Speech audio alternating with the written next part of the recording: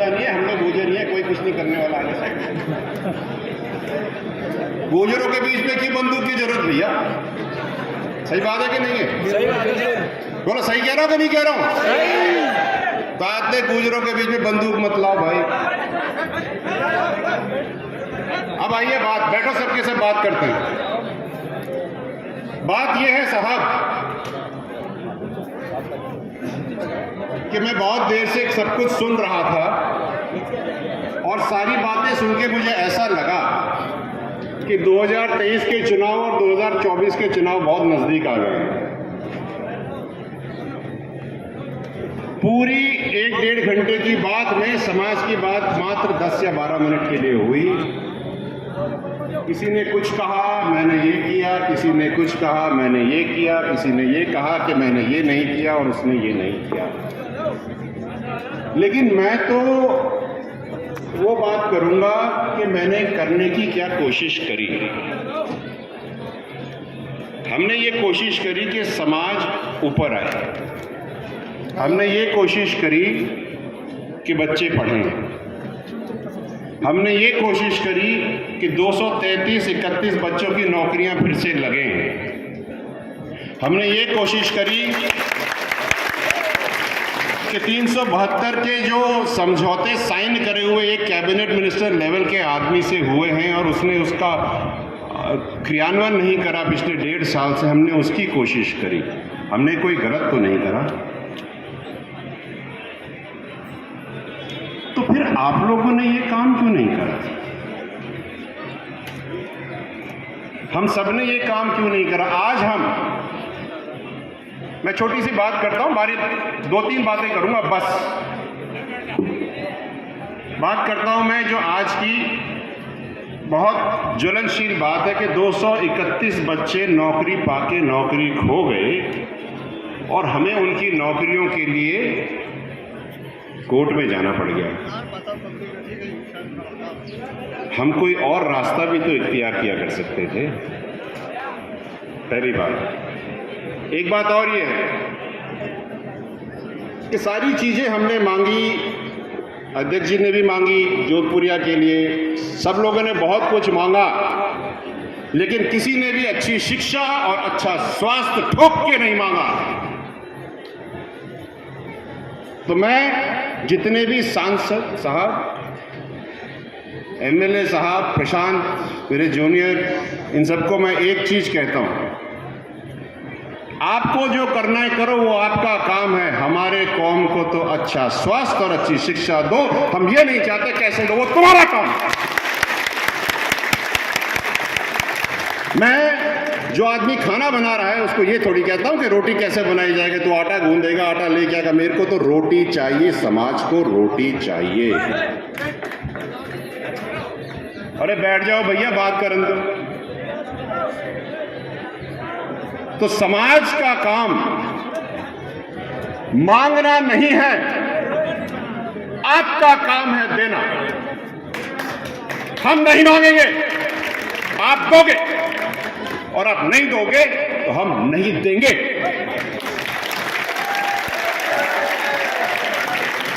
मेरी बात बहुत संक्षिप्त में है साहब, बहुत हो गया गिड़गिड़ाना। अरे वीर बगड़ावतों, कब तक ये फैला के कब तक जाओगे आगे? कम है तो लो। हम यहां पर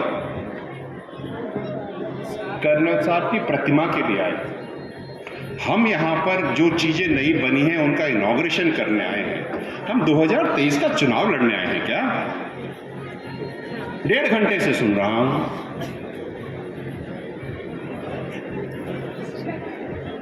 बदलो। जो चीज आपको समझ में ना आए, जिसमें आपका समय व्यर्थ हो, उसे छोड़ दो, सुधरो। मैं ये भी कहना चाहता हूं, जो भगत जी ने बात कही और जो मुनेश ने बात कही, मुनेश जी ने बात कही, मुनेश जी का मैं तहे दिल से धन्यवाद देना चाहता हूं कि उन्होंने जो बात कही वो सटीक थी, सही थी, कि अगर पढ़ोगे नहीं तो बनोगे कहां? तो पढ़ना बहुत ज़रूरी है साहब, खूब मन लगा के पढ़ो। कंपटीशन बहुत एग्रेसिव हो गया है।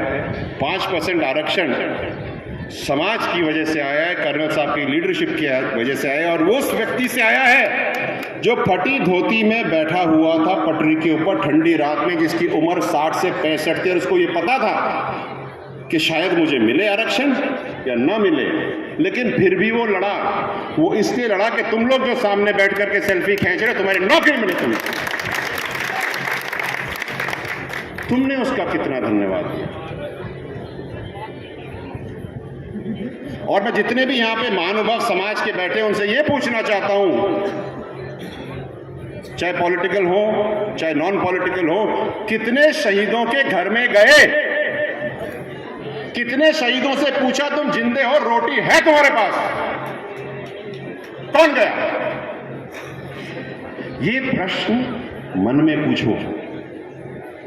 एक जगह बिठा करके, फूल चढ़ा करके सम्मान आप एक दिन में देते हो।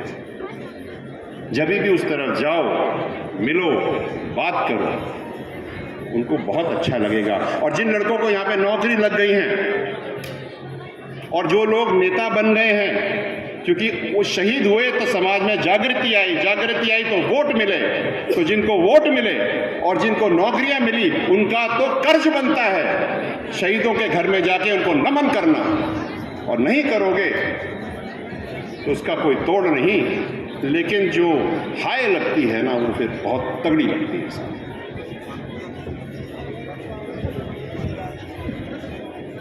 बात कर रहा हूं मैं, प्रशांत जी से बात करता हूं। आज से करीब 3-4 साल पहले हम आए थे यहाँ पे जोधपुरिया में, तभी भी रोड टूटी हुई थी, तभी भी बात चल रही थी, आज भी बात चल रही है। ये डीपीआर प्रपोजल कब तक चलेंगे साहब? बना दो ना,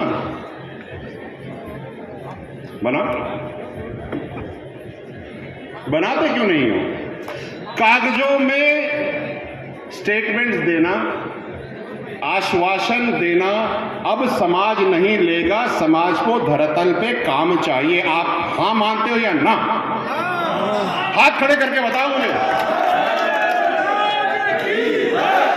काम धरातल पे होना चाहिए, घोषणाएं हमें नहीं चाहिए। अगर समाज को आगे बढ़ाना है तो हमें टाइम लिमिट के अंदर काम करवाना है। अगर रोड को बनने में 4 साल लग रहे हैं तो फिर क्या फायदा भाई? और जो बातें यहाँ पे चल रही थी, लोग बाग हंसा खेल कर रहे थे कि कल क्या हुआ, मैं उस पर एक टिप्पणी जरूर करूंगा, मेरे दिल की टीस है। अशोक चांद्रा जी के ऊपर मजाक हो रही थी, भाई वो भी तो हमारे समाज के, अलग तो है नहीं, भाई है मेरा, आपका भी उतना ही भाई है। और बात यह है कि ये हुआ क्यों? क्योंकि टांग खिंचाई करना बंद करोगे तो सब काम ठीक हो जाएंगे। मानते हो मेरी बात? हाँ या ना बताओ, मैं तो बात कर रहा हूं आपसे। अगर हम मंच पे बैठ करके एक दूसरे की टांग खिंचाई करेंगे तो भैया बाहर पता नहीं क्या करेंगे। दुनिया में कर्नल साहब कहा करते थे कि बहुत सारी जातियां नहीं है, 2 ही जातियां हैं, चतुर मूर्ख, और मूर्ख चतुर का भोजन है।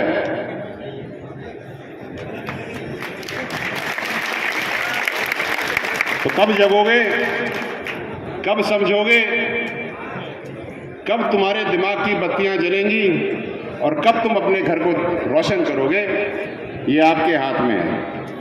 और आज मैं आपको एक इत्तेफाक अपने दिल की बताना चाहता हूं, ये शायद काफी लोगों को पता नहीं है।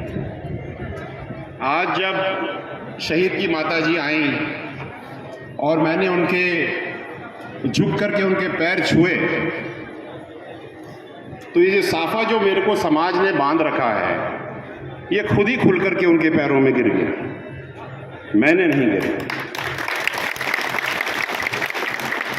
इससे बड़ी बात कोई हो ही नहीं सकती। जब साफा अपने आप शहीदों के पैरों में और कदमों में गिरने लगे तो हमको कम से कम उनके घर तो जाना चाहिए साहब। मैं और कोई राजनीति की बात नहीं करूंगा, मैं कोई सामाजिक दूसरी बात नहीं करूंगा, लेकिन इतना कहूंगा, झोली फैलाना बंद करो। झोली फैलाना बंद करो। आश्वासन ही मिलते हैं, मिलता कुछ नहीं। लठ लेके लोगे तो सब हाथ में आएगा। राम राम साहब।